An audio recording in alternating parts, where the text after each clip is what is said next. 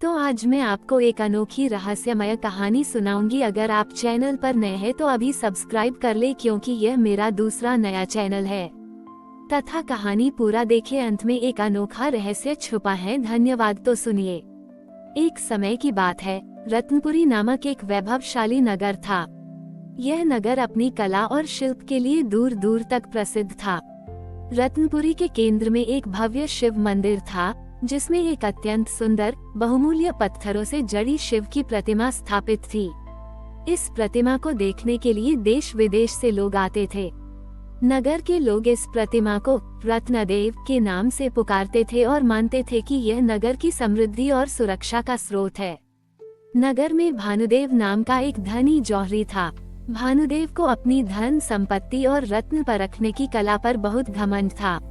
वो हर श्रावण में मंदिर में बड़े बड़े दान करता था, लेकिन उसका ध्यान शिव भक्ति से ज्यादा रत्नदेव प्रतिमा के मूल्यवान रत्नों पर होता था। वो अक्सर मन ही मन सोचता था कि यदि ये रत्न उसके पास होते तो वह कितना अमीर हो जाता। उसी नगर में एक युवा सोहन रहता था। सोहन बहुत गरीब था और उसका पेशा मंदिर के लिए फूल इकट्ठा करना था। सोहन की भक्ति दिखावे वाली नहीं थी, वह शिव में गहरी आस्था रखता था। उसके पास भेंट चढ़ाने के लिए महंगे रत्न नहीं थे, बस जंगल से लाए हुए कुछ ताजे और पवित्र फूल होते थे, जिन्हें वह सच्चे मन से अर्पित करता था। उसकी सबसे बड़ी इच्छा थी कि वह जीवन में एक बार रत्नदेव प्रतिमा को बिना किसी बाधा के केवल अपनी आंखों से निहार सके, क्योंकि भीड़ और गार्डों के कारण उसे कभी शांति से दर्शन नहीं मिल पाते थे। इस श्रावण नगर में शिव जयंती का भव्य आयोजन था। श्रावण की पूर्णिमा को रत्नदेव प्रतिमा की विशेष पूजा होनी थी और उसी दिन नगर के सभी प्रमुख लोगों को प्रतिमा के दर्शन का अवसर मिलना था। भानुदेव ने इस आयोजन के लिए लाखों का दान दिया, ताकि उसे दर्शन के लिए सबसे अच्छी जगह मिल सके। पूर्णिमा की रात आई। मंदिर में भक्तों का तांता लगा था। भानुदेव सबसे आगे बैठा था, उसकी आंखें रत्नदेव पर टिकी थीं। तभी मंदिर के पुजारी ने सभी को अपनी आंखें बंद कर ध्यान करने को कहा। आज रात शिव स्वयं अपनी कृपा बरसाएंगे। पुजारी ने कहा, अपनी आंखें बंद करें और अपने मन में शिव का ध्यान करें। उद्धरण चिन्ह। भानुदेव ने अनिच्छा से आंखें बंद की, लेकिन उसका मन शिव में नहीं, रत्नों में लगा था। वो कल्पना कर रहा था कि वे रत्न कितने सुंदर और कीमती होंगे। उसी समय सोहन अपने घर में बैठा था। उसे मंदिर जाने की अनुमति नहीं थी, लेकिन उसने अपनी आंखें बंद की और अपने हृदय में ही शिव की छवि बनाई। उसने अपनी कल्पना में रत्नदेव प्रतिमा को देखा, उसके चरणों में फूल अर्पित किए और सच्चे मन से ओम नमः शिवाय का जाप करने लगा। उसके मन में कोई लालच नहीं था, केवल शुद्ध भक्ति थी। कुछ समय बाद पुजारी ने घोषणा की, अब आप अपनी आंखें खोल सकते हैं और शिव के दर्शन कर सकते हैं। उद्धरण चिन्ह। जब भानुदेव ने अपनी आंखें खोली तो वह स्तब्ध रह गया। रत्नदेव प्रतिमा अपने स्थान पर नहीं थी। उसका खाली आसन देखकर हर कोई हैरान था। रत्नों से जड़ी वह भव्य मूर्ति गायब हो चुकी थी। पूरे मंदिर में हाहाकार मच गया। लोगों ने सोचा कि कोई चोर मूर्ति चुरा ले गया है। भानुदेव सबसे ज्यादा घबराया। उसके मन में आया कि उसके सारे दान व्यर्थ हो गए। उसी पल सोहन ने अपनी आंखें खोली।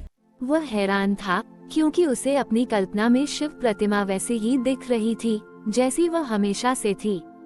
वह अपनी खुशी रोक नहीं पाया और मंदिर की ओर भागा। जब वह मंदिर पहुंचा, तो उसने देखा कि सभी लोग परेशान हैं और मूर्ति गायब है। नहीं, सोहन चिल्लाया, मूर्ति यहाँ है, मुझे दिखाई दे रही है। लोग उसकी बात सुनकर उस पर हंसने लगे। अरे ध्रुव, तुम अंधे हो गए हो क्या? मूर्ति कहाँ है? तभी मंदिर के मुख्य पुजारी बाबा विश्वम्भर सोहन के पास आए। बाबा ने ध्यान लगाया और फिर मुस्कुराते हुए कहा, पुत्रों, मूर्ति कहीं नहीं गई है। वह अभी भी यहाँ है, लेकिन उसे देखने के लिए बाहरी आंखों की नहीं, शुद्ध हृदय की आवश्यकता है। ये शिव का न्याय है जो उन्होंने इस श्रावण में किया है। बाबा विश्वम्भर ने भानुदेव की ओर देखा। सेठ भानुदेव, तुमने हमेशा इस मूर्ति के रत्नों को देखा, शिव को नहीं। तुम्हारी आंखें लालच से भरी थी, इसलिए अब तुम मूर्ति नहीं देख पा रहे हो। उद्धरण चिन्ह। फिर उन्होंने सोहन की ओर इशारा किया, लेकिन सोहन ने अपनी सच्ची भक्ति और निष्ठा से शिव को देखा। उसकी आंखें प्रेम से भरी हैं, इसलिए उसे मूर्ति अभी भी दिखाई दे रही है। बाबा ने सभी भक्तों से अपनी आंखें बंद करने और सोहन की तरह सच्चे मन से शिव का ध्यान करने को कहा। यदि तुम्हारे मन में कोई लालच या दिखावा नहीं है, तो तुम्हें भी शिव के दर्शन होंगे। कुछ लोगों ने कोशिश की, उनमें से कुछ को हल्की सी आभा दिखाई दी, लेकिन भानुदेव को कुछ नहीं दिखा। बाबा ने समझाया, ये श्रावण का सबसे बड़ा चमत्कार है। शिव ने स्वयं अपनी मूर्ति को अदृश्य कर दिया है उन लोगों के लिए जिनकी दृष्टि केवल भौतिक चीजों पर है। ये केवल उन लोगों को दिखाई देगी जिनका हृदय शुद्ध है और जो शिव को रत्नों से नहीं बल्कि भक्ति से देखते हैं। उद्धरण चिन्ह। उस दिन से रत्नपुरी के शिव मंदिर में अदृश्य रत्नदेव की पूजा होने लगी। लोग अब मूर्ति के रत्नों पर ध्यान नहीं देते थे, बल्कि अपने हृदय की शुद्धता पर ध्यान देते थे, ताकि उन्हें शिव के दर्शन हो सकें। भानुदेव का अहंकार टूट गया। उसने अपनी संपत्ति दान कर दी और सोहन से सच्ची भक्ति का मार्ग सीखा। सोहन अपनी सादगी और शुद्ध हृदय के कारण पूरे नगर का पूज्य बन गया। ये कहानी श्रावण के पावन महीने में हमें ये सिखाती है कि भगवान शिव को दिखावे या धन संपत्ति से प्रसन्न नहीं किया जा सकता। वे केवल निर्मल हृदय, अटूट विश्वास और सच्ची भक्ति को देखते हैं। सच्चा दर्शन बाहरी आंखों से नहीं बल्कि आंतरिक शुद्धि और प्रेम से होता है। अदृश्य रत्नदेव की घटना के बाद रत्नपुरी की पहचान पूरी तरह बदल चुकी थी। यह नगर अब केवल व्यापारियों और जौहरियों का केंद्र नहीं था, बल्कि आध्यात्मिक साधकों और सच्चे भक्तों का गंतव्य बन गया था। संत सोहन के मार्गदर्शन में मंदिर में आने वाले हर व्यक्ति को सिखाया जाता था कि कैसे बाहरी दिखावे से हटकर अपने भीतर के शिव का दर्शन किया जाए। भानुदेव, जो अब सोहन के शिष्य बन चुके थे, ने अपनी सारी संपत्ति जन कल्याण में लगा दी थी। उन्होंने एक लंगर शुरू किया, जहां हर रोज हजारों भूखे लोगों को भोजन कराया जाता था। वे स्वयं अपने हाथों से लोगों को भोजन परोसते थे और उनका अहंकार पूरी तरह समाप्त हो चुका था। उनकी विनम्रता और सेवा भाव देखकर लोग उनसे भी प्रेरणा लेते थे। संत सोहन ने अंतर्दृष्टि योग को पूरे देश में फैलाया। उन्होंने कई यात्राएं की और लोगों को सिखाया कि कैसे अपनी आंतरिक शक्ति को जागृत किया जाए और भौतिक चीजों के मोह से ऊपर उठा जाए। उनके प्रवचनों से लाखों लोगों का जीवन बदला। रत्नपुरी में एक अध्यात्म केंद्र स्थापित किया गया, जहां सोहन के शिष्य ध्यान और भक्ति की शिक्षा देते थे। कई वर्षों बाद शांतिवन के राजा प्रताप की बेटी राजकुमारी लावण्या एक गंभीर बीमारी से पीड़ित हो गईं।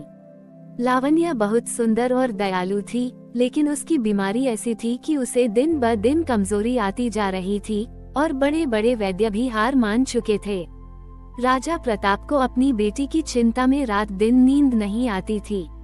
राजा प्रताप ने संत सोहन और अदृश्य रत्नदेव की ख्याति सुनी थी।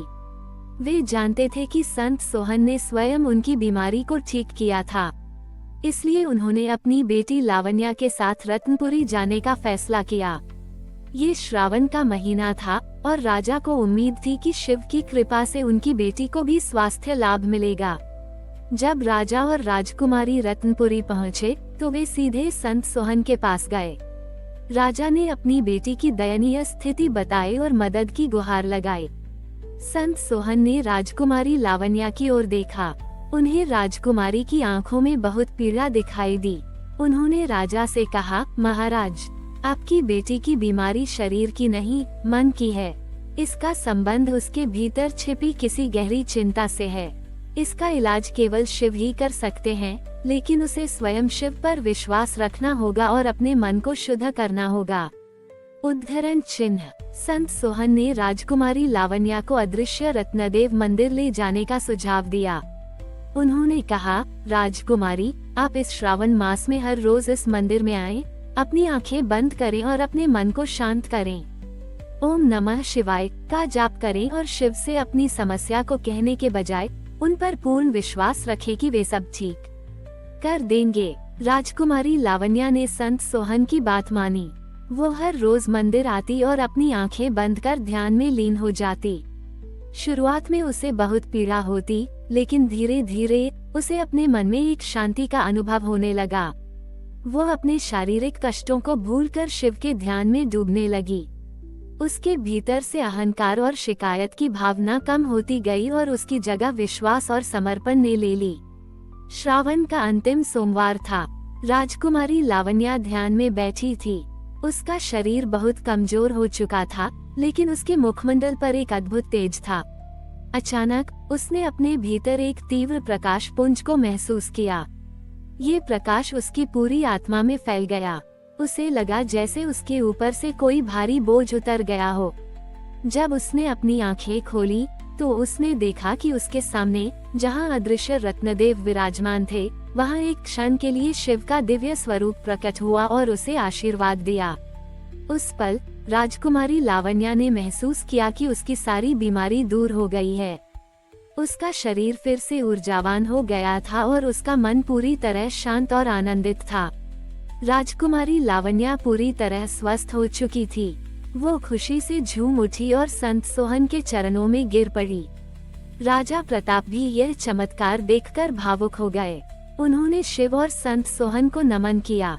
राजकुमारी लावण्या ने अपना शेष जीवन शिव भक्ति और जनकल्याण में समर्पित कर दिया। उसने अपने पिता के राज्य में भी अध्यात्म केंद्र स्थापित करवाए और लोगों को संत सोहन के दिखाए मार्ग पर चलने के लिए प्रेरित किया। वह स्वयं एक प्रेरणा बन गई कि कैसे सच्चा विश्वास और आंतरिक शुद्धि किसी भी शारीरिक या मानसिक कष्ट को दूर कर सकती है। रत्नपुरी और शांतिवन के बीच का संबंध और गहरा हो गया। अदृश्य रत्नदेव और संत सोहन की ख्याति दूर दूर तक फैली। ये कहानी श्रावण के पावन महीने की महिमा को दर्शाती है, जहां शिव की कृपा केवल शारीरिक कष्टों को ही नहीं, बल्कि आत्मा की गहराई तक पहुंचकर उसे शुद्ध करती है और यह सिखाती है कि सच्ची चिकित्सा और आनंद हमारे भीतर ही छिपे हैं, जिन्हें विश्वास और समर्पण से प्राप्त किया जा सकता है। हमारी और भी आध्यात्मिक एवं अनोखी कहानियाँ देखने के लिए हमारे चैनल पर जाएं तथा धार्मिक एवं पौराणिक अनोखी कहानियाँ हमारे चैनल पर है। कृपया जाके देखें तथा हमारे चैनल को सब्सक्राइब करके रखें और वीडियो लाइक जरूर करें। धन्यवाद।